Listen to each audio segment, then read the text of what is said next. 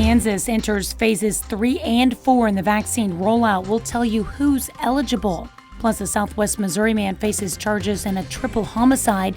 And a Miami Film Festival draws submissions from across the country and the world. The 4 states' most watched news starts now. Good morning and welcome to the KOAM Morning News. It's 5 a.m. I'm Tanya Bach. Enjoy a nice dry morning and afternoon today because the rain, well, it'll be back soon. Here's Michael with a check on your forecast. Really going to ride us all week long. As a matter of fact, in the far northwest section of the 4 states, we're picking up just some little morning showers, but really the majority of the action is going to hold off until later this afternoon, take us from evening into nighttime. Very comfortable when you walk outside. 53 right now in Joplin, 51 in Independence, 54 in Nevada. And nice thing is even with the wind coming in from the north, pretty negligible when we talk about what it actually feels like outside. As we do, our weather trend, increasing cloud cover. So not a whole lot of sunshine today, but still able to make it up into the low 60s. And then we'll talk about what transpires tonight into tomorrow as everything moves in from the west out of central Kansas right there. And we'll be looking at heavy rain and also, too, some thunder and lightning to go along with it as it rolls through from the southwest up to the northeast. Then we start to see the counterclockwise motion. That's an indicator that it wants to stick around for a little bit. Now, while all our flood warnings have expired from over the weekend, could have a good chance of the reemergence of it as it continues to filter through Tuesday afternoon. It does lighten up after that, and skies begin to lift gradually Tuesday night into Wednesday, but then Wednesday night, right back at it as we take that into Thursday. Shaping up to be a wet week, a little bit of a warming trend, though, just in time for what should be a nice weekend. Tanya? All right, thanks, Michael. Well, starting today, Kansans between the ages of 16 to 64 with certain underlying health conditions are eligible for COVID-19 vaccinations. It's still unclear if residents will need to show proof of their medical condition. Kansas City Star reported that as of late Friday, the state was in the process of developing further guidance. The state has not provided any updates since Friday. Greene County Prosecutor charges 50-year-old Jesse Hugh of Stratford, Missouri with 3 counts of first-degree murder and 3 counts of armed criminal action with no bond. Saturday night, just after 6:30, officials say Hugh called 911 saying he had just killed 3 of his family members at his home at 4486 North Farm Road, 249 in Stratford. Authorities charged Hugh with murdering his spouse, Tanya Hugh, and her parents, Ronald and Linda Kohler, both from Baton Rouge. More than 8 pounds of methamphetamine intercepted in northeast Oklahoma, which authorities say was headed to Grove. Officials with the Miami Police Department say their department, working with the Ottawa County Sheriff's Office and members of the 13th District Drug and Violent Crimes Task Force, stopped a vehicle on Sunday. 2 women were arrested for trafficking and conspiracy. The iconic Coleman Theater in Miami held the 4th annual Sunny Side Up Film Festival. Festival was for any independent filmmakers and screenwriters to submit their films. Submissions came from all over the country, with some even coming from outside the country. 4-state race fans were having a blast this weekend at the Mocan Dragway. They were there for the 11th annual Spring Hot Rod Reunion and to check out the time runs, car part swap meet, and of course, a cool car show. The event was a real treat for fans of classic cars and featured more than 100 hot rods from multiple states. It's very important. You know, we're coming back to life out here, and everybody's ready to do something and get out of the house, and we're here. Mocan is really popular in the area, and over the last few years, we've been getting big crowds, so we're really proud of that. Kids under the age of 12 got in free, making the reunion some affordable family fun. The number of new COVID-19 cases continues to trend lower in Oklahoma. Data from Johns Hopkins University showed the rolling average number of new daily COVID-19 cases Saturday in Oklahoma had fallen by 31%. The Oklahoma State Department of Health reported no new cases on Saturday. More than 1 million people in Oklahoma received at least 1 vaccine dose, almost 27% of the population, and that's according to the U.S. Centers for Disease Control and Prevention. More than a year into this pandemic, and tourism is finally beginning to bounce back here in the 4 states. In Arkansas, especially as more people get vaccinated, Hot Springs was not an exception, and now they're finally starting to see business return in the Spa City. Ian Russell from our affiliate KTHV in Little Rock spent the day speaking to those businesses as they look back on the past year. It's so odd to think about, but just about a year ago, Hot Springs was a ghost town. Lockdowns were just starting to go into effect, and the spa city looked abandoned. Now, a year on, the busiest part of the city is finally busy again, and those business owners tell me they're happy again. I've never been happier. It's so great to see people. It really is. For a city that relies on tourism, the past year hasn't been easy to Hot Springs. I'm gonna be completely honest with you. I didn't want to do this anymore. For restaurant owners like Anthony Valinoti, this is the first time in a long time that he's felt good. 2 weeks ago, when people started coming back in the restaurant, I realized that my personality was in the restaurant. It's also the first time in a long time that crowds like this have flocked to the city. Saturday saw crowds of people out enjoying the sunshine and enjoying spring breaks, something they didn't get to do last year. This year, it's big. I mean, it's noticeably busy downtown, very busy. Some of the most busiest crowds I've ever seen. And that's something Hot Springs relies on. Without spring breakers in town last year, We lost a lot of good businesses that had to close. and it hasn't been easy for the ones who survived. I mean, unbelievable having to close and not knowing our future hold, and unbelievable how everybody's bouncing back and the restaurants, seeing all the visitors. I couldn't say it on TV. Troubling.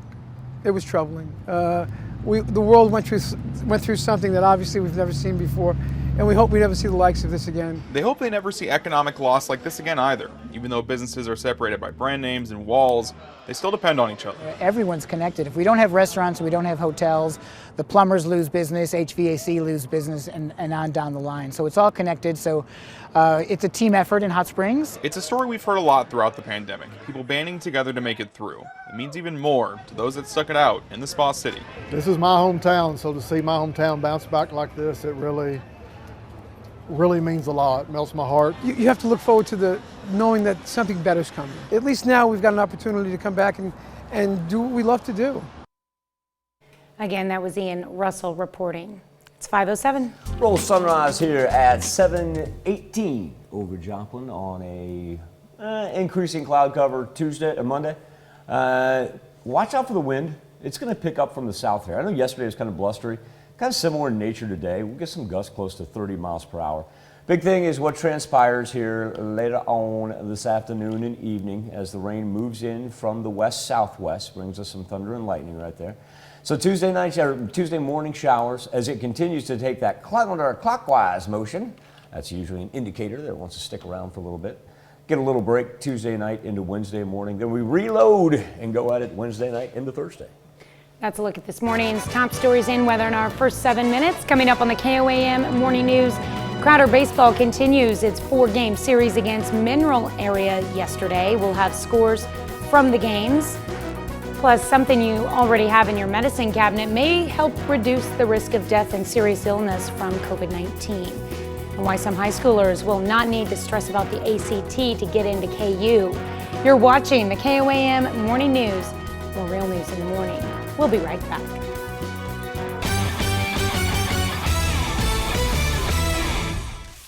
TJ Britton earning his first professional MMA title Saturday night, defeating Sky Mosicek. It was Cage of Honor's 81 in Joplin with a third-round TKO earning the flyweight belt. Britton now 7-2 in his pro MMA career. You can watch the full third round of the fight in this story. Just go to our sports page at KOAMNewsNow.com. Crowder Baseball continued its 4-game series against Mineral Area yesterday. Rough Riders complete the doubleheader sweep over the Cardinals on Saturday. That included scoring 28 runs in Game 2 alone. All right, so when the bats break out, it's contagious. It's what I love about hitting. Once it starts, it doesn't want to stop.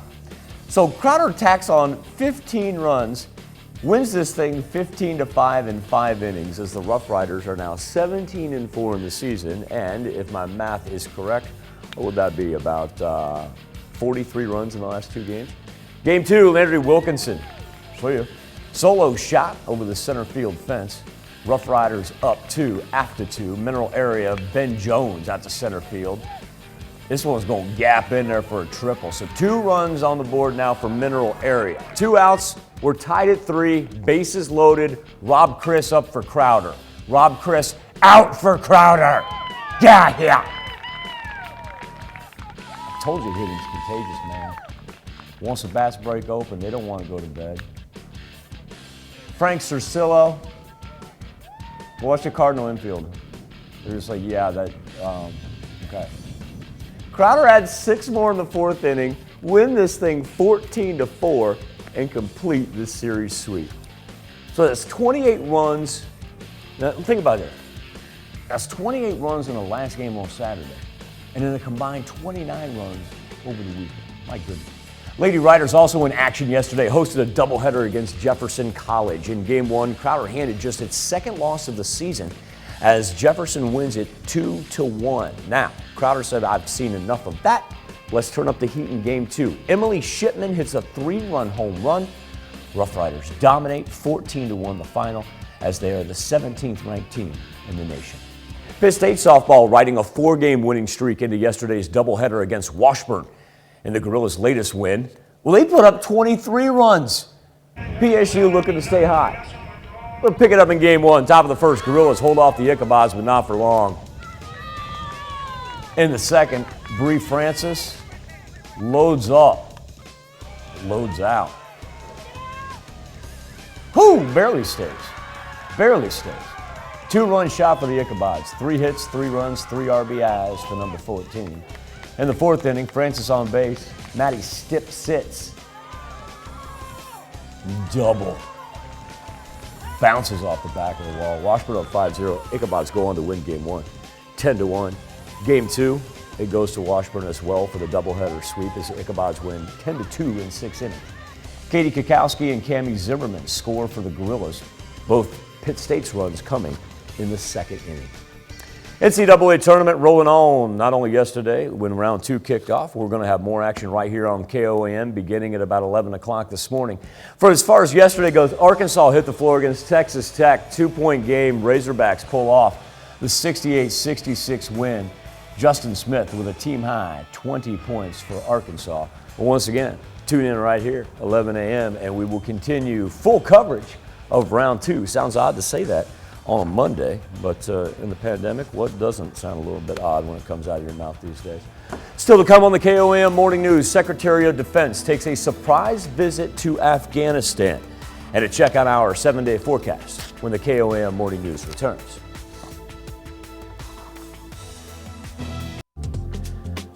Monday morning, we're sitting, where are we? We're right at 5. We just passed 517. Roll weather on the 7th. That's pretty cool. As far as let's go back there. I wanted to point out our annual precipitation where we go back from January 1. We're up about 2.7 inches from our historical mark. We're going to be right on a par for our average high later on this afternoon, but more importantly, we're going to be adding to our rain totals here by the end of the week. Skywatch storm tracker with some light rain out on the far western portion of southeast Kansas. This is going to track to the northeast. Really not going to affect most of the central and eastern portions of the 4 states. Won't be receiving that rain until later on this afternoon. We still do have flood warnings for the Osage, Little Osage, as well as the Neosho down by Commerce and Miami, Oklahoma. This is the low pressure system that we'll pay attention to. It'll combine with some moisture that will come out of Texas and work its way from central Oklahoma up to central Kansas and then begin to roll through us. At the same point, it's a gorgeous Monday morning, even with a little cloud cover. We're sitting at 53 in Joplin, 54 in Parsons, and 54 in Nevada. It is going to be a little blustery, but not as windy as what it was yesterday. And it comes in from the south, so feeding us a little warmth. And our gusts right now have only been around 15 miles per hour, but that's going to increase to about, say, 30 miles per hour by this afternoon. Increasing cloud cover, like I said, right on par in those low 60 areas as far as our highs. And then we can talk about what develops here overnight in to the morning hours. So as we get through the morning, all right, we really see it bubble up though. This is what we'll be keeping our eyes on mid-morning. And then for the evening, we're on it. We see some heavy rain with that. We'll get some lightning and thunder as well. And then Tuesday, instead of it just wanting all to move out, then we start to get that counterclockwise motion. Kind of bubbles over on itself. And that's why it sticks around. It's much more scattered throughout Tuesday. And then it slowly lifts from the south. So actually looking at a little bit of a break here from Tuesday into Wednesday. But then look at Wednesday night. We're going to go right back at it. And a little bit of a cold front to go along with that as temperatures drop down into the 50s for Wednesday and Thursday. Then we get a break on Friday morning. Right back at it Friday night. Not looking at a bad Saturday, though, after the rain is done, say about mid-morning. All right, you got the opportunity to win some big prizes for watching the KOAM Morning News. It's what we call our Spring Sweepstakes. this Wednesday, Thursday, and Friday. Just tune in here. Or if you want to flip on over and join us on Fox 14 from 7 to 8 a.m. and watch for what we call the code word. Now, once the code word's been announced on the show, go to KOAMnewsnow.com/codeword and enter it for your chance to win a prize from our great friends at Indigo Sky Casino. Again, those code words announced this coming Wednesday, Thursday, and Friday. Turn our attention now to the KOAM News Now Facebook page and our morning Instapoll. University of Kansas getting rid of a requirement that incoming freshmen take the ACT or SAT. Where in the world was this when I was trying to get into college? Kansas Board of Regents approved the new standards last week. They're going to take place in the spring 2022 semester. It's a change that allows any student with a 3.25 high school GPA to be admitted without taking any of the standardized tests. Now, if they have a lower GPA, then you got to take the test. However, students only need to score a 21 and have at least a 2.0 GPA to be guaranteed admittance. Previously, the score was a 24 on a GPA of a 3.0. Our question to you this morning, should universities have ACT or SAT score requirements for entry? Let us know what you think or take part in our Instapoll, KOAMnewsnow.com/vote. We'll be back with Health Watch next. Topping Health Watch this morning, an affordable and widely available painkiller may help reduce the risk of death and serious illness from COVID-19. This is according to a new study. Mandy Gaither has a look at the data. It's one of the most common over-the-counter painkillers, and low-dose aspirin may also help COVID-19 patients survive, according to new research. It's a huge win for those looking to reduce some of the risk from some of the most devastating effects of COVID-19.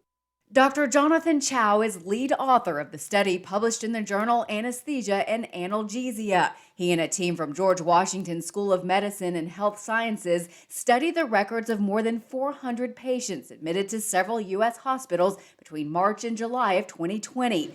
Almost a quarter of them were already taking aspirin at home or were given aspirin in the first 24 hours after admission. There was over a 40% reduction in the risk of needing to be admitted to a critical care unit.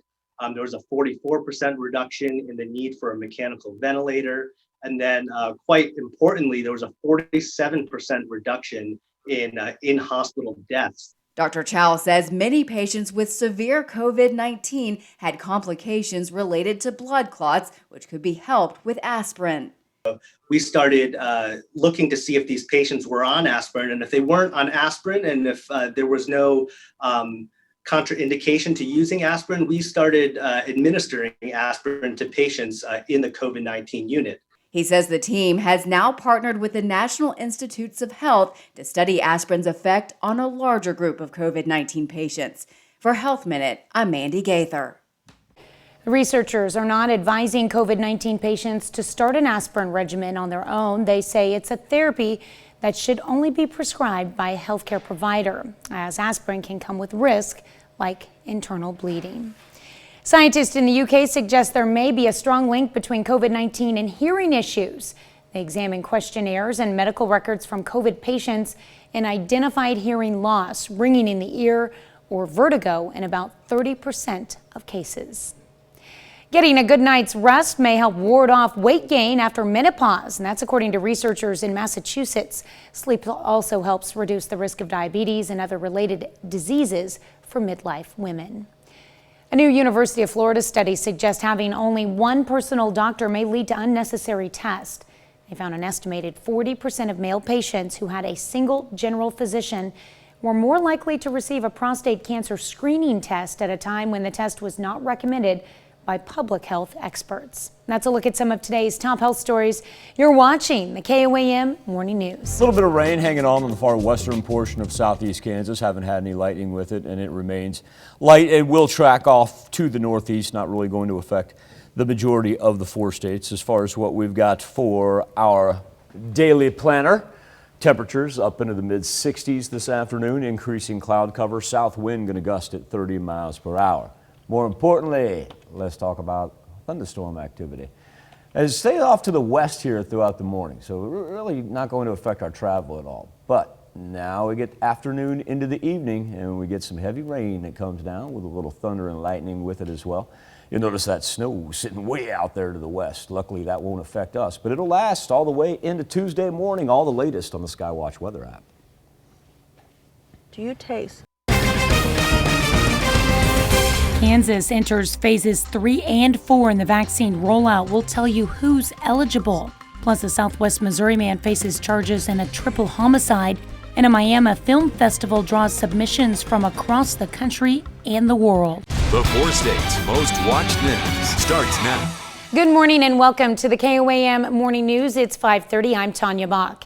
Enjoy a nice dry morning and afternoon today because the rain is back starting very soon. Here's Michael with a check on your forecast. Thank you, Tanya. Central and eastern portion of the four states, no worries about what we're seeing out on the west, but our far western and northern counties in southeast Kansas are picking up a little light Monday morning rain. No lightning associated with it. You've actually got to get just about out the haze, last lightning strike we picked up, so really nothing too close to us to start our work week. And temperatures very, very comfortable when you walk outside. 52 in Carthage, let's roll 53 in Neodesha, and 52 in Pittsburgh. Our weather trend is going to put us up into the low 60s later on this afternoon, even with the increased cloud cover. But as Tanya said, perhaps more importantly is what's going to develop out here throughout central Oklahoma and central Kansas. This is the system that'll work to the northeast. Not a whole lot of worries as far as that one goes, but we'll be watching later on this afternoon as everything begins to originate right there. And that is going to pack some heavy rain, some lightning, and some thunder. Still good up until the noon hour. And then for the afternoon, it begins to slowly make a little easterly push on us. And so for tonight, it's pretty much going to be widespread. Everybody's going to see a little bit of rain in some form or fashion. And you see the pockets right there where it comes down at a real good clip, takes us all the way into Tuesday morning with additional lightning and thunder associated with that. We begin to lighten up, but the counterclockwise motion does make it scattered into Tuesday afternoon with some cooler temperatures on the backside of it as it'll drop us down into the 50s here middle of the week. Rain comes back on Wednesday, takes us into Thursday morning, get a little break. Then we're back at it Friday night into Saturday morning. Luckily, Saturday after it does clear off, we'll be up into the 60s, and then finally some sunshine on Sunday. The time it's shaping up to be a pretty wet week. Oh, I bet. Yeah. It's we had our dry spell. Now it's time for some more rain. Yep, back at it. Welcome to spring. There you go. All right, thanks, Michael. Starting today, Kansans between the ages of 16 to 64 with certain underlying health conditions are eligible for COVID-19 vaccinations. It's still unclear if residents will need to show proof of their medical condition. The Kansas City Star reported that as of late Friday, the state was in the process of developing further guidance. The state has not provided any updates since Friday. Greene County prosecutor charges 50-year-old Jesse Hugh of Stratford, Missouri with 3 counts of first-degree murder and 3 counts of armed criminal action with no bond. Saturday night, just after 6:30, officials say Hugh called 911 saying he had just killed 3 members of his family at his home at 4486 North Farm Road 249 in Stratford. Authorities charged Hugh with murdering his spouse, Tanya Hugh, and her parents, Ronald and Linda Kohler, both from Baton Rouge. The iconic Coleman Theater in Miami held the 4th annual Sunny Side Up Film Festival. The festival was for any independent filmmakers and screenwriters to submit their films. Submissions came from all over the country, with some even coming from outside of the country. Four-state race fans were having a blast this weekend at the Mocan Dragway. They were there for the 11th annual Spring Hot Rod Reunion and to check out the time runs, car parts swap meet, and of course, a cool car show. The event was a real treat for fans of classic cars and featured more than 100 hot rods from multiple states. It's very important. You know, we're coming back to life out here, and everybody's ready to do something and get out of the house, and we're here. Mocan is really popular in the area, and over the last few years, we've been getting big crowds, so we're really proud of that.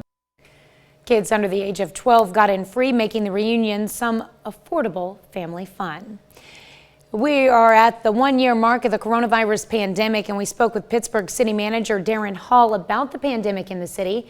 He says 2 words come to mind regarding the city's response to the pandemic: humble and cautious, and that the response from the community has been very humbling, but he's still cautious as they move forward. Nobody saw this coming. Nobody has any blueprint for working on it, yet the community has really rallied around one another, all the businesses, the shop local effort, the public safety effort. As crazy as all the rules have been, everybody's kind of understood that, you know, we're trying very hard to get this right, and that, you know, patience is going to lead us through it. And, you know, Pittsburgh, you know, I'm looking around the state and around the country, and I'm just really proud of how our community has handled something as large and as kind of challenging as this. Not having a blueprint to follow for pandemic response has also caused the city to reflect. Darren saying they feel they could have been better prepared, but not understanding how they could have been with no precedence for the situation in the community. When you see 80 people in the county have passed away, you always look back and think, could we have made a decision sooner? Could we have could we have been a little more broad in how we implemented a decision? But, you know, I think for the most part, second guessing your reaction to a pandemic is probably kind of like beating your head against a wall.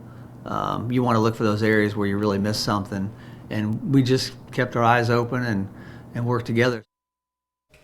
At the one-year mark, there is hope on the horizon as vaccines continue to roll out and states continue to open up eligibility, getting more vaccine into the communities.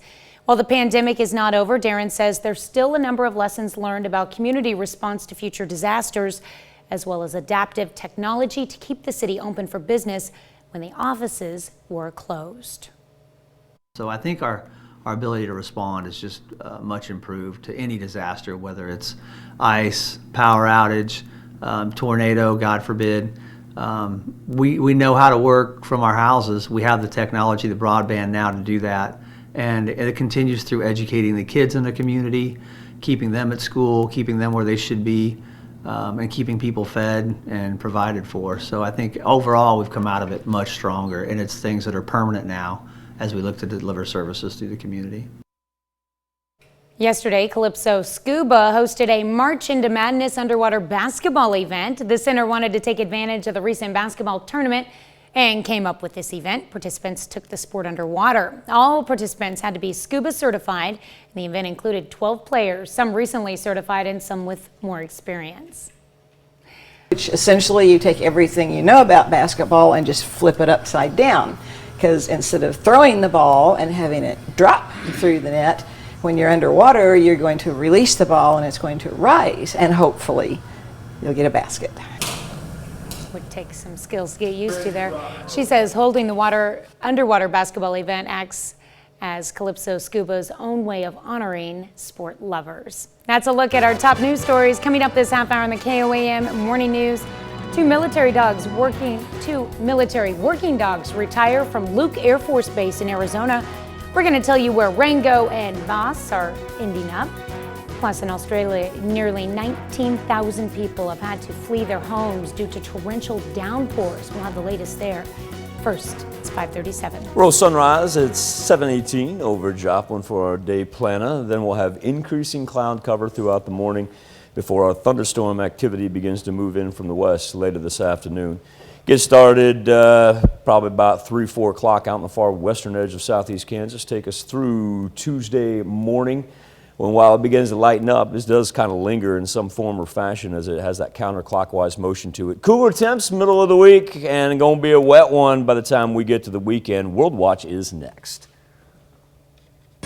Topping World Watch, the Secretary of Defense made a surprise stop in Afghanistan. Lloyd Austin traveled to Kabul to meet with Afghan President Ashraf Ghani and other top officials on Sunday.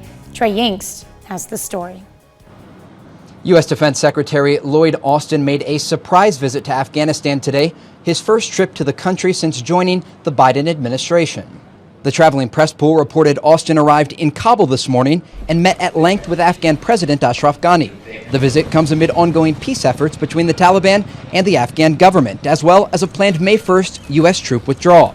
U.S. commanders warned last week of chaos in Afghanistan if the withdrawal moves forward. The plans are being used by President Biden to get both parties to the negotiating table. On Thursday, Russia hosted Taliban officials and government leadership for a peace summit. At the event, both the United States and Russia called for a ceasefire. The goal is to get the sides to reach a deal that will give both representative power in a new government. Next month, the same parties will meet in Istanbul for further talks. Defense Secretary Austin made clear he is optimistic about the U.S. and other countries involved facilitating some sort of agreement. There's a lot of energy focused on, doing what's necessary to bring about a responsible end, a negotiated settlement to the war. This peace process is extremely delicate and comes amid a time of ongoing violence in Afghanistan. Taliban is not mixing words when it comes to that May 1st date, saying the United States must respect that deadline or they could see a reaction from the group. Torrential downpours completely submerge houses in parts of Australia. Rain was still falling on the eastern part of the country on Monday, adding to the deluge brought on by nearly a week of wet weather. Some parts of New South Wales reportedly got an almost 10 inches of rain in 24 hours. Millions are being told to stay home while nearly 19,000 people have fled their homes. Pets are being evacuated too. Emergency services rescued about 20 dogs from dangerous floodwaters. Mexican border officials seized fake COVID-19 vaccine doses en route to Honduras. Thousands of the counterfeit Sputnik 5 doses were found being transported on a private plane inside coolers packed with ice and soda. Officials with the Russian Direct Investment Fund, a group tasked with exporting the Russian vaccine, analyzed pictures of the questionable vials. They ultimately determined the product was not the original vaccine after noticing spelling errors and other indicators. More than 1,000 vials containing 5,700 doses were seized. Researchers get exceptionally close to lava coming out of a volcano in Iceland. The lava began pouring out after this weekend's activity, bringing researchers to the site for an almost terrifyingly close look. They've been able to stay safe by mapping the progress of the flow. No volcanic ash had been detected, but high levels of volcanic gases have been detected. This is the first eruption in some 800 years. That's a look at some of your biggest headlines from around the world. Let's toss it over to Michael for our something to talk about. Yeah, scientists believe it was caused by a number of small earthquakes that they had near the capital of Iceland there. That's just amazing when I heard that. The first eruption in 800 years. So much for being dormant, huh? It's something to talk about on the KOAM News Now Facebook page and our morning Insta poll. University of Kansas getting rid of a requirement that incoming freshmen take the ACT or SAT to be admitted. If you got a certain grade point average, you just fill out your paperwork and you can get in. Now, if it's a little bit lower than that, yeah, you still got to take one of the standardized tests. But our question for you is, should that be a requirement? Dave Sorek says having posted good grades in high school is a great indicator for success in college. The tests have been an obstacle to attend for some due to cost and other factors. So KU will be fine without using them in those decisions.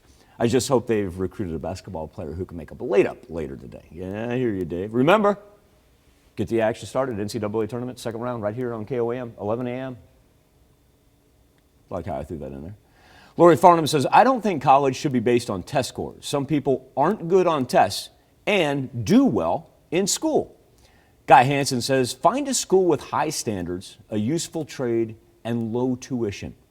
And Kyle Kenataka Stotler says, I was a complete bleep up in high school, and my SAT was something I just filled in without even reading questions. Had a lot of hoops to jump through, but I'm a doctor now. College, as anyone who knows, is nothing like high school, and the SAT had nothing to do with my college performance. As far as our Insta poll goes this morning, right now 63% of you say no. ACT or SAT should not be a requirement for college entry. Make your voice heard. Go to KOAMnewsnow.com/vote. News you need to know before you head out the door, and a look at the Skywatch storm tracker right after this. Here's a look at today's headlines, the news you need to know before you head out the door. Starting today, Kansas residents 16 to 64 with certain underlying health conditions are eligible for COVID-19 vaccinations. Now, it's still unclear if residents will need to show proof of their medical condition. Kansas City Star reported that as of late Friday, the state was in, quote, the process of developing further guidance, end quote. The state has provided no updates since Friday. Astrazeneca has released results from its U.S. Phase 3 vaccine trial. Company says it's 79% effective in preventing symptomatic COVID-19 and 100% effective at preventing severe disease and hospitalization. The results paved the way for AstraZeneca to apply for emergency authorization from the USDA. The company says it will do so in the coming weeks. In Greene County, Missouri, prosecutors charged 50-year-old Jesse Hugh of Stratford, Missouri, with 3 counts of first-degree murder and 3 counts of armed criminal action. He is being held without bond. Just after 6:30 Saturday night, officials say he called 911, saying he had just killed 3 members of his family at his home on North Farm Road 249 in Stratford. Authorities charged him with murdering his spouse, Tanya, her parents, Ronald and Linda Kohler, both of them from Baton Rouge, Louisiana. The iconic Coleman Theater in Miami, Oklahoma held the 4th annual Sunny Side Up Film Festival over the weekend. It's for any independent filmmaker and or screenwriter to submit, and submissions came from all over the country, some even coming in from outside of the United States. Festival finished up yesterday, ended with an award show for those whose work were shown and honored. That's a check of today's top headlines, the news you need to know before you head out the door. And when you do, temperatures are very, very mild. Sitting in the 50s right now, make it up into the low 60s with increased cloud cover throughout the course of our Monday. Of course, we know we're going to get some thunderstorm activity. We've been waiting for it. And Monday afternoon and evening, it will be on us as it works in from the west-southwest and takes us all the way into Tuesday. We'll have some thunder and lightning inside of the heavy rain as well, and rain chances persist all the way through the 7-day forecast. 2 retiring service dogs are honored at an Arizona Air Force base before heading into retirement and sent off to new homes through adoption. Christy Seifkin has that story.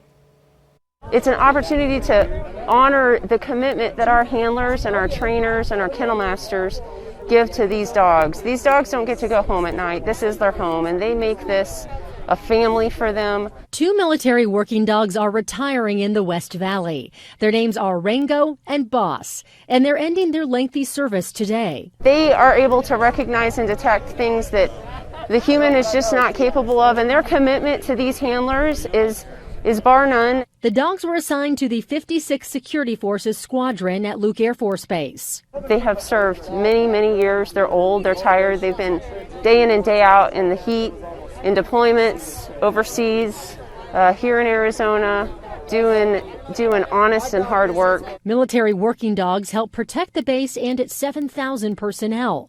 The Air Force says Rango and Boss are being adopted. They have an undeniable commitment to serving our country, but more importantly, protecting our people. It's an opportunity for us to let the dogs go and retire and really just be a dog. Combined, these dogs have served, traveling all over the world for about 16 years. In dog years, that's over 100 dog years that we've got here. So it's just fantastic to be able to watch them go and relax and enjoy life. Let's toss it over to Michael. But first, before we do that, let's tell you about our Spring Sweepstakes. I'm still going to toss it to you. But first. How about that? That's what I should say. I'm going to toss it over to Michael so you can tell us about our Spring Sweepstakes. Sure, I know. I'd love to do that. There we go. You see, I just got lost in translation right there. Yeah, sure. All right, you got the opportunity to win. Not Tanya. I'm talking to everybody at home. So you are not eligible, Tanya, because you are an employee. I just want to let you know. It's not that we don't love you. I just want to point that out. No, here's what it is. It's the Spring Sweepstakes. And we're going to roll this on Wednesday, Thursday, and Friday. All you have to do is tune in right here on the KOAM Morning News.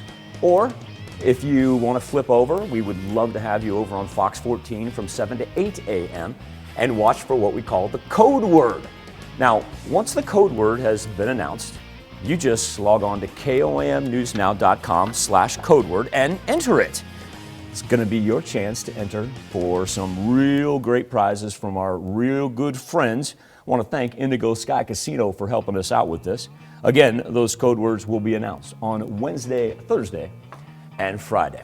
Hey, if that morning routine of yours includes Facebook, you can log on to @MichaelHayslip, KOAM, and that's a just quick hitter. Try to keep it short, sweet, and to the point, and gives you an indicator of the thunderstorm activity that we have rolling in later today into Tuesday, and the same forecast that's downloadable on your Skywatch weather app. Then you can flip on over to KOAM News Now on Facebook. We're asking, should universities have a standardized test score requirement for entry?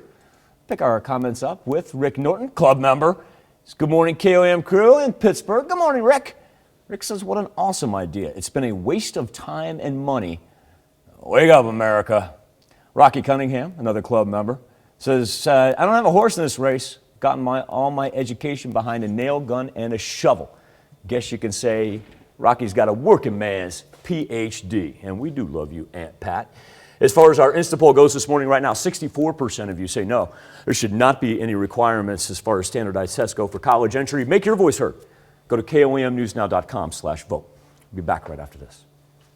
Rain coming down in the far western portion of southeast Kansas. Haven't picked up any lightning with it, and it's going to be widespread thunderstorm activity later on this evening all the way into Tuesday morning. Temperatures in the 60s, south wind gusting at 30 miles per hour this afternoon. We'll be back right after this. Kansas enters phases 3 and 4 in the vaccine rollout. We'll tell you who's eligible. Plus, a Southwest Missouri man faces charges in a triple homicide. And a Miami Film Festival draws submissions from across the country and the world. The 4 states' most watched news starts now. Good morning and welcome to the KOAM Morning News. It's 6 a.m. I'm Tanya Bach. Enjoy a nice dry morning and afternoon today because the rain is back starting today. Now here's Mike with a check on your forecast. Yeah, Tanya, by the time we get to the 7-day forecast, we're going to see rain chances persisting all the way into the weekend. As a matter of fact, on this Monday morning, on the western part of southeast Kansas, we do have some morning showers, and then it's the central and eastern portions going to be pretty dry here throughout the course of the morning and afternoon. 50 in Neosho, 52 in Joplin, and 54 is where we'll roll in Chanute. Our weather trend is going to have increasing cloud cover. Temperatures not too bad at all. It's very comfortable right now. It'll be very comfortable during the afternoon hours, even without a whole lot of sunshine. But let's talk about the afternoon as far as what, as far as what develops here and the central parts of Kansas into Oklahoma, because that's going to have some thunder and lightning with it. Be on us, say late afternoon, early evening hours. As it carries through, it will become more widespread. It's the eastern part of the 4 states through southwest Missouri. Look at that down along I-44 around midnight. Got some heavy rain coming down as well. So, any flood warnings. Luckily, the majority of our flood warnings have expired over the weekend, but there's a good chance, if not tomorrow, by the end of the week, we're going to see a little reemergence of those. So this thing's going to carry us into Tuesday morning, and even though it gets a little more scattered, it does last in some form or fashion into the afternoon. 7-day forecast, cooler temperatures as we work into the middle of the week, back down into the 50s. But really just want to point out these chances for rain, especially our nighttime chances, just almost consecutive days right there until we get to the weekend. Tanya? All right, thanks, Michael. Well, starting today, Kansans between the ages of 16 to 64 with certain underlying health conditions are eligible for COVID-19 vaccinations. It's still unclear if residents will need to show proof of their medical condition. Kansas City Star reported that as of late Friday, the state was in the process of developing further guidance. The state has not provided any updates since Friday. Greene County Prosecutor charges 50-year-old Jesse Hugh of Stratford, Missouri with 3 counts of first-degree murder and 3 counts of armed criminal action with no bond. Saturday night, just after 6:30, officials say Hugh called 911 saying he had just killed 3 of his family members at his home at 4486 North Farm Road, 249 in Stratford. Authorities charged Hugh with murdering his spouse, Tanya Hugh, and her parents, Ronald and Linda Kohler, both from Baton Rouge. More than 8 pounds of methamphetamine was intercepted in northeast Oklahoma, which authorities say was headed to Grove. Officials with the Miami Police Department say their department, working with the Ottawa County Sheriff's Office and members of the 13th District Drug and Violent Crimes Task Force, stopped a vehicle on Sunday. 2 women were arrested for trafficking and conspiracy. The iconic Coleman Theater in Miami held its 4th annual Sunnyside Up Film Festival. The festival was for any independent filmmakers and screenwriters to submit their films. Submissions came from all over the country, with some even coming from outside the country. 4 state race fans were having a blast this weekend at the Mocan Dragway. They were there for the 11th annual Spring Hot Rod Reunion and to check out time runs, car parts swap meet, and of course a cool car show. The event was a real treat for fans of classic cars and featured more than 100 hot rods from multiple states. It's very important. We're coming back to life out here, and everybody's ready to do something and get out of the house. And and we're here. Mocan is really popular in the area, and over the last few years, we've been getting big crowds, and so we're really proud of that. Kids under the age of 12 got in free, making the reunion some affordable family fun. Saturday was a big day for the students and staff at Soaring Heights Elementary. A new school garden was installed through the help of volunteers. KOAM's Bronnie Sorotsky spoke with volunteers and school staff to see how the garden will benefit students. Soaring Heights Elementary are about to get a more hands-on education experience. The school is welcoming a new addition to their campus and just installed a new garden. This is an opportunity for kids to have some hands-on learning in the science, with the sciences. The newly installed garden will teach students at the school where their food comes from, while also getting them interested in healthy eating. We wanted to bring healthy food opportunities to elementary school kids in Joplin. At today's event, the Joplin School Garden Cooperative, along with volunteers, built the raised beds that will eventually be filled with seeds and plants. The principal at Soaring Heights has a tray of heirloom cherry tomatoes in her office right now. I brought seeds. The kids planted the seeds, and I grow them in my greenhouse and bring them back when they're ready to plant. Those tomatoes will then be planted in the beds, teaching the students where produce comes from. They can see that this tomato that they eat came from a seed. For teachers at the school, it gives an opportunity to not only teach their students about healthy living, but also about new life skills. We teach a lot throughout the day, like I said, taking turns, being able to use kind words and actions to ask for something. So will you please pass the shovel? This project could not have been done without the community's help. We have a team of Youth Volunteer Corps Joplin that came to volunteer to help build these beds. So it's really a community effort. For Teresa Adams, the best part about the garden is that having an opportunity for students to learn hands-on will help them really retain this information. What we know in education is that if you can get kids hands-on and digging into something, they're more likely to retain that information. Although it will take a while for the plants to grow, the opportunity for increased learning is worth it. In Joplin, Bronte Sorotsky, KOAM News. Although there will be fewer students in the summer, volunteers will still be needed to keep the garden alive. It's 6:07. We're going to have scattered showers this week. As a matter of fact, I'm just checking in right now with some boots on the ground, for lack of a better term, just to see what everybody has in their neck of the woods. We have temperatures right now in the low 50s. They will make it up into the 60s. Future track, here we go.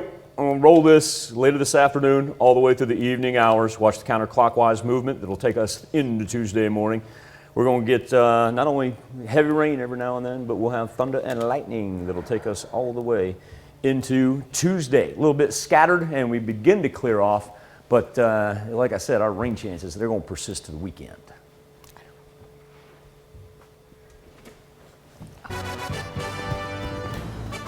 That's a look at this morning's top stories. In Money Watch this morning, this is Women's History Month, and a month of many women are struggling to stay afloat. The coronavirus pandemic has dealt a serious blow and could be a setback for working women for years to come. Elise Preston has the story. I travel a lot, so it really was a good combination of the things that I enjoy doing. When the pandemic hit, Deborah Flanagan watched the travel industry screech to a halt. A call came in, and based on what I had seen going on in the industry, and I knew kind of what the call was. Laid off from her job as a travel consultant, she started polishing her resume. There's nothing under travel consulting. It's been really hard. It comes up empty quite a bit.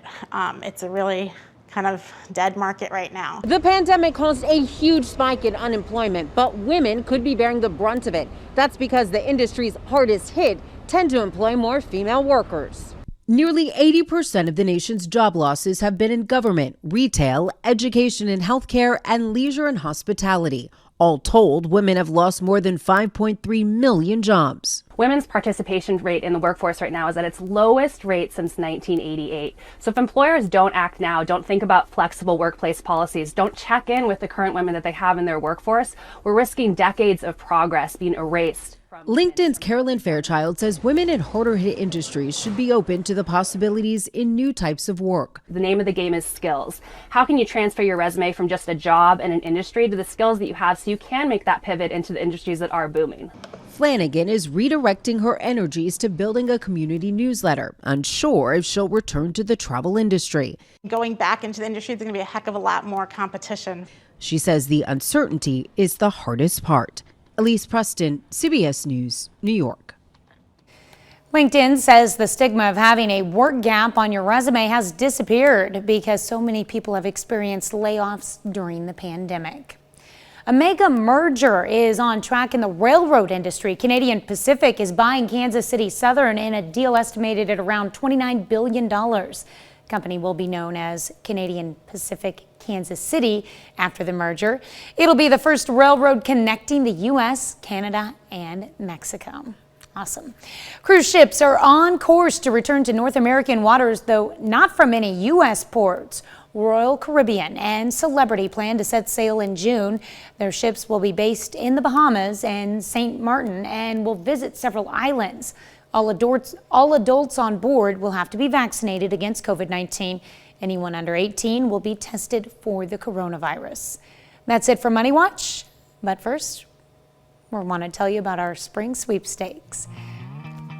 You now have the opportunity to win some big prizes just for watching the KOAM Morning News this Wednesday, Thursday, and Friday. Tune into the show right here on KOAM or on Fox 14 and watch for a code word. Once that code word has been announced on the show, head to KOAMnewsnow.com/codeword and enter for your chance to win a prize from Indigo Sky Casino. Again, those code words will be announced Wednesday, Thursday, and Friday this week. About a quarter past the hour right now. Open up our weather almanac on this March 22nd. This is the going to be the mover. It's going to be our monthly and annual rainfall by the time we get to the end of the week. As a matter of fact, we're already picking up some on the western portion of southeast Kansas. A little pocket right there just on the south side of Highway 400 that's coming down at a good clip. We've been able to avoid any lightning and not able to avoid our flood warning still in effect for the Little Osage, the Osage and the Marmonton rivers up in Vernon County and through the northern part of southwest Missouri. We were able to lift our flood warning for the far southern portion of the Neosho River. So at least we're kind of headed here in the right direction. Widespread rain activity throughout the Midwest. This band is going to make its way to the northeast. What we're seeing out in southeast Kansas right now is really not going to affect a lot of the four states. It's going to be this portion right here that'll combine with this down in Texas for the afternoon that'll carry us through the evening hours. Very comfortable though when you walk outside. 52 in Joplin, or so 51 in Pittsburgh. Another pair of 53s out in Neodesha and Parsons, and we'll go 51 in Carthage. So really kind of hard to complain about our winds. It hasn't gusted too bad. Did see about 17 miles per hour in Chanute, sitting at 16 right now in Joplin. But if that's going to be your wind gust, that's not too bad. Wait for this afternoon, right before the thunderstorms. That's when we'll have some winds up to 30 miles per hour. As far as what we'll see temperature-wise, right on par. I didn't point out the almanac. Our average daily high this time of year would be 62, so we'll be right there. But with the increase in cloud cover, that leads us to thunderstorm activity that's going to take us all the way into Tuesday morning. Once again, it'll originate out in central Kansas, up through the panhandles. That's that one in Texas that's going to move up and combine with it. And then for the late afternoon, all the way through the evening and nighttime hours, it's game on, and we will have some thunder and lightning with this. And then we get the counterclockwise motion for early Tuesday morning. So instead of this just wanting to push out to the northeast, which would be delightful if it did, it does not want to. Rolls over on itself into Tuesday morning. And while it becomes scattered and lighter on Tuesday, we actually have to wait quite a long time to get a break. And the cloud cover really doesn't want to budge for the majority of the four states. Get a little clearer there down to the south, but then we'll be right back on it for Wednesday night into Thursday, and then Friday night into Saturday. And so that's why when we talk about those precipitation numbers, we're going to see those increase quite dramatically by the end of the week. Now, over to Jesse in Studio K. Well, as we head into more of 2021 and organizations around the four-state area and around the country continue to work to find new ground in certain areas and recover from last year, one of those organizations is the Recovery Outreach Community Center. And this morning we were fortunate enough to be joined by Paula Donaldson, who is very involved with the Rock in Joplin. And Paula, thank you so much for speaking with us this morning. Do you mind just explaining for people what the Rock does and what it provides the Joplin area? Well, the purpose of the Rock, the Recovery Outreach Community Center, located at 1402 South Main, right here in downtown Joplin, strengthen individuals, puts them in touch with resources that will help them obtain their short-term and eventually long-term goals, whether they are suffering from substance use disorder or mental health illnesses or anything else we can help. We're a drop-in center, and there's somebody there always. How did you get involved with the Rock? Because I know, it has such an impact on the people that it serves, but what is the background story behind you getting involved with it? Well, it kind of was a dream, a mission for Teddy Steen, one of my mentors, and she is part of the Ascent Recovery Residences. Her 501(c), her nonprofit, was looking for something to extend that limitation of just a residence. So we were able to find a location and then kind of march out this mission, which just was laid at our feet. We were able to obtain the building this year and still looking for resources and volunteers. What kind of an impact has the pandemic had on the Rock and organizations like it? Well, we were just getting rolling last year, exactly at this time when everything shut down. So unfortunately, we had a slow, very slow rollout, but little by slowly, we were able to take precautions and make sure everybody was safe and started to open up. And we do have meetings. We have classes and groups that meet on a regular basis now, but we're always looking for extra funding. What kind of classes are those? Do you mind sort of giving me a little info about that? Because I know that's an integral part of what makes the Rock special. Absolutely. Some of the classes include parenting classes. We have a Good Dads program, Smart Recovery. We have yoga. We have actually an art class. Spiva's going to be starting. We have a photography class along with other job classes, like resume building.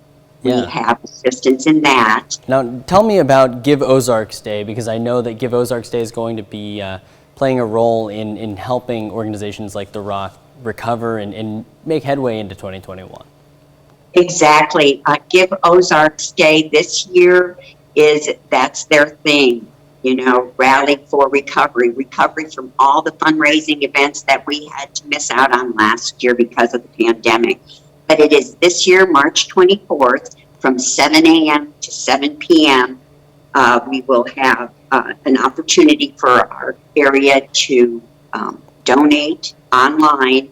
Give Joplin Day has about 16 different organizations, including the Rock and Ascent Recovery Residences, to benefit from any kind of donations that are made. That's fantastic. All right, so it's the Rally for Recovery, and it's from 7 a.m. to 7 p.m. And if you want to get involved, where do you go? Well, Give Joplin Day, you can go online, causemomentum.org, and just search. There will be different projects you can search for. Search Ascent Recovery Residences and The Rock. Awesome. Hey, Paula, thank you so much for taking the time to speak with us this morning. Best of luck to everybody at The Rock, and thank you so much for serving the area. Thank you, Jesse. I so appreciate it. We all do. We appreciate you. We're going to have that info on our morning show page at KOAMnewsnow.com, and we'll be right back on the KOAM Morning News right after this. Topping Health Watch this morning, Miami Beach remains under a state of emergency due to COVID concerns after large crowds gathered for spring break over the weekend. Travel has hit record levels recently, even though cases in many states continue to rise. CBS News' Elise Preston has more. Officials in Miami Beach have announced they're extending an 8 p.m. curfew in highly trafficked areas through April 12th. That after thousands of spring breakers, many maskless, flooded the streets, defying a Saturday night emergency curfew. The SWAT team needed to help break up the crowd, which some fear could spark a new coronavirus surge. The city's mayor announced the extended measure during an emergency virtual session yesterday. There's 1,000 infections a day on most days, and 50 to 100 people are still checking into the hospital every day in Dade County. And our city isn't escaping that, even with so much of the vaccine being delivered. Florida is leading the country in cases of the highly contagious variants first discovered in the UK and Brazil. Still, some vacationers insist the strict measures Miami Beach is implementing are excessive. I'm from Detroit. They come to our city and act up, but our mayor don't make it a curfew because of that. As more than a dozen states are seeing rising COVID cases, Americans are increasingly on the move. More than 1.4 million flyers went through U.S. airports on Friday, setting a pandemic record. Still, health experts remain cautiously optimistic, thanks primarily to more than 81 million American adults having received at least one vaccine dose. There's enough of a backstop here that I don't think you're going to see a fourth surge. More than 13% of the U.S. population is fully vaccinated. Elise Preston, CBS News. Dr. Scott Golib, though, the former FDA commissioner, did tell CBS Face the Nation that he's concerned about new variants. In particular, one first detected in New York that's causing pockets of surges in the state. He says it's unclear how effective the vaccines or antibodies are against it. That's a look at some of today's top health stories. You're watching the KOAM Morning News. Rain coming down on the far western portion of the 4 states in southeast Kansas. Turn on the lightning tracker, and we have not picked up any strikes in our vicinity pretty much all morning long, so it's been relatively quiet out there. We'll roll sunrise at 7:18 over Joplin. Increased clouds with southerly gusts up to 30 miles per hour, and then developing this afternoon, here comes the thunderstorm. It's going to carry us through Monday night into Tuesday morning, and that will pack a little lightning with it, with temperatures dropping into the 50s by the middle of the week.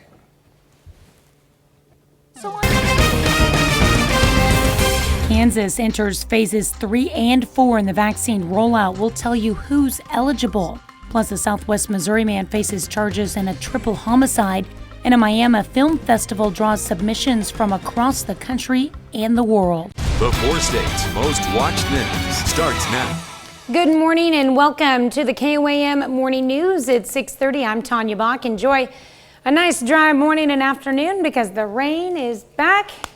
Just in time for us to get inside and watch that KU game tonight. Here's Michael with a check of your forecast. What time are we tipping? Well, NCAA basketball starts at 11 this morning with Oregon and Iowa. Right. And then what, 7:40? Sounds about right. 7:40, KU USC. And of note, folks, this morning, Vegas now putting USC as a favorite. Ooh. I know. A little bit surprised as well. USC a 1-point favorite right now. Not that I will update lines throughout the course of the morning, but should it change, we'll have the latest for you right here. Find out next. Skywatch storm tracker with some Monday morning rain. Western portion of southeast Kansas right there. This one little blip of yellow is slowly moving toward Highway 400. Just want everybody to be apprised of that. If you're headed out Wichita way, I haven't picked up any lightning, so that's a nice thing, just turning into some Monday March showers. The central and eastern portions of the 4 states going to remain dry for the rest of the morning. 50 in Lamar, 52 in Joplin, how about 49 in Miami? Our weather trend's going to lift us up into the low 60s, really seasonable temperatures for this time of year with the increased cloud cover. And, developing thunderstorm activity really coming from right here. This band that we see for the morning, it'll push off to the northeast, but will begin to generate here throughout the course of the late morning, early afternoon hours, and probably escape through noon. But after we get past that, here we go. We're going game on for the late afternoon, evening hours. Like Tanya said, probably be a good time to head inside and watch a little NCAA basketball right here on KOAM. And this one is going to throw down some lightning and some heavier rains as we move all the way into Tuesday morning, which is shaping up to be a relatively wet week. A little cold front on the backside of it. The important part is, though, rain chances persisting on each day on the 7-day forecast until we get to the weekend. Tanya? All right, thanks, Michael. Starting today, Kansans between the ages of 16 to 64 with certain underlying health conditions are eligible for COVID-19 vaccinations. It's still unclear if residents will need to show proof of their medical condition. Kansas City Star reports that as of late Friday, the state was in the process of developing further guidance. State has not provided any updates since Friday. Greene County Prosecutor charges 50-year-old Jesse Hugh of Stratford, Missouri with 3 counts of first-degree murder and 3 counts of armed criminal action with no bond. Saturday night, just after 6:30, officials say Hugh called 911 saying he had just killed 3 of his family members at his home at 4486 North Farm Road 249 in Stratford. Authorities charged Hugh with murdering his spouse, Tanya Hugh, and her parents, Ronald and Linda Collier, both from Baton Rouge. The number of new COVID-19 cases continues to trend lower in Oklahoma. Data from Johns Hopkins University shows the rolling average number of new daily COVID-19 cases on Saturday in Oklahoma had fallen by 31%. The Oklahoma State Department of Health reported no new cases on Saturday. More than 1 million people in Oklahoma have received at least 1 vaccine dose, almost 27% of the population. And that's according to the U.S. Centers for Disease Control and Prevention. Miami, Oklahoma hosted their Sunny Side Up Film Festival at the iconic Coleman Theater. KOAM's Bronte Saratsky tells us why indie filmmakers from across the country participated in the festival. For any local film enthusiasts looking for a way to spend their weekend, the iconic Coleman Theater's doors were open and hosting the Sunny Side Up Film Festival. Rock Whitehead, director of the festival, explains that submissions for the festival came from all over. It's an international film festival for indie filmmakers and screenwriters that submit their films throughout the United States and pretty much all over the country. Some submissions even came from outside of the country. We've had people from all over, South Africa, Switzerland. We've had a few different films from out of the country. Unfortunately, those filmmakers couldn't be here due to the pandemic. But filmmakers within the states were in attendance to see their work on the big screen. One filmmaker, Jason Ryan's short indie Western film was a new spin on a classic style. The Four Horsemen is a Western. It's a throwback to the spaghetti Westerns that I grew up with. So I was kind of wanted to take that and do a new story, but in the same style, inspired by Clint Eastwood. For Ryan, having his work shown was a completely new experience. Watching it on the big screen was like seeing it for the first time.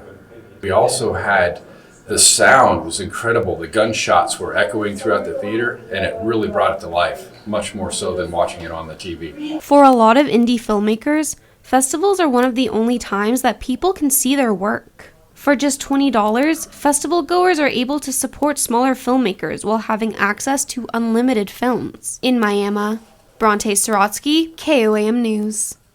Festival finished up yesterday and ended with an awards show for those whose work was shown. Spiva Center for the Arts hosts its 45th annual Photo Spiva Photography Competition. It's the longest running competition of its kind in the country. They had over 1,100 entries this year from over 20 different states. We were delighted this year to have several people from Joplin be accepted into the exhibit, and actually quite a few from the region, even though we had submissions from Washington State, Chicago, all over the country. The exhibit will run from March 20th until May 15th. Four-state race fans were having a blast this weekend at the Mocan Dragway. They were there for the 11th annual Spring Hot Rod Reunion and to check out the time runs, car parts, swap meet, and of course a cool car show.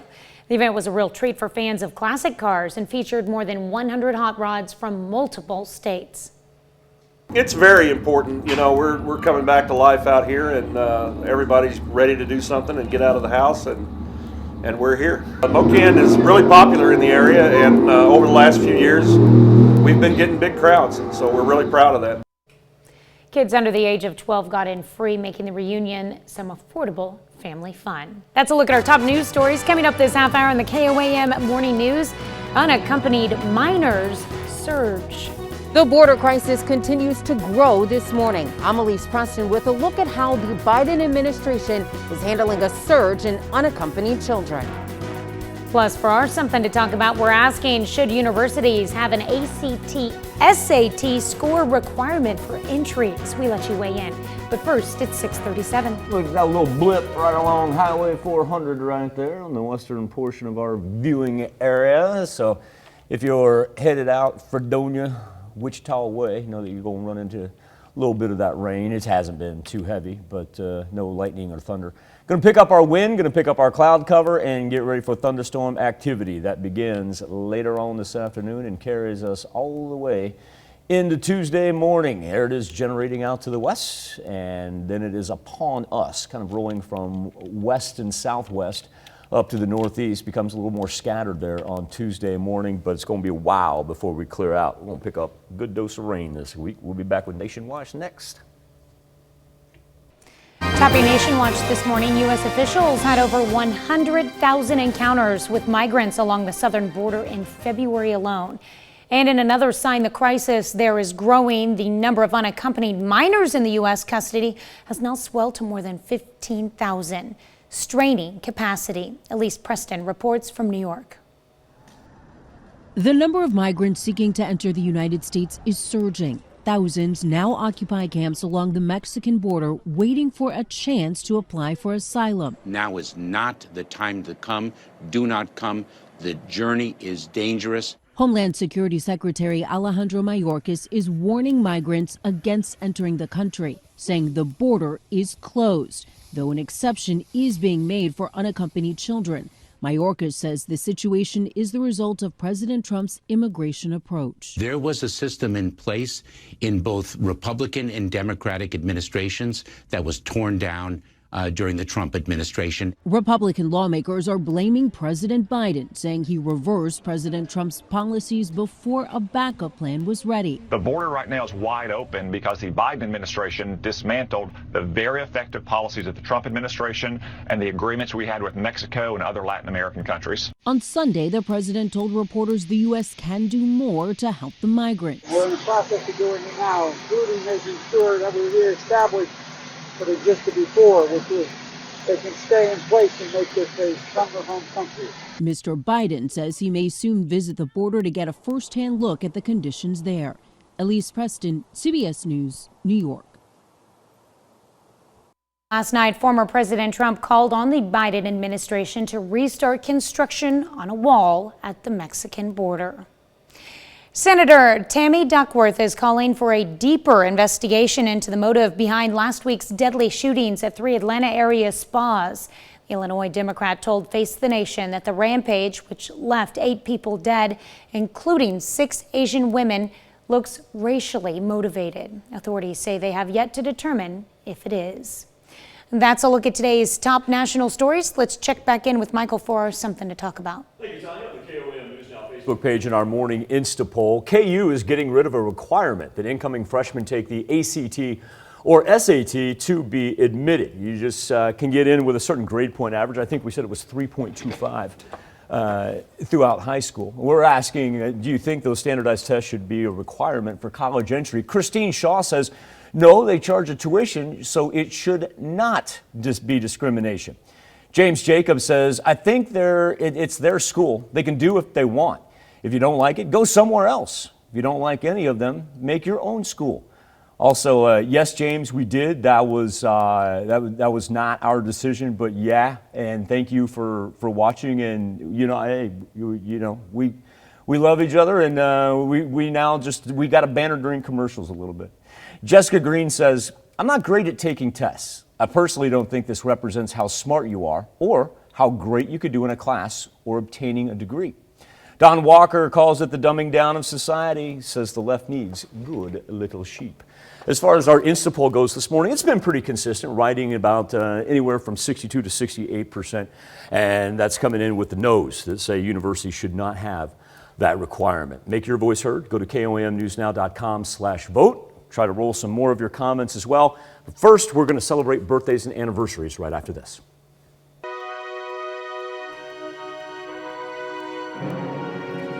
We take this time to honor today's 4-state hero, Sergeant Zachary Shoemaker.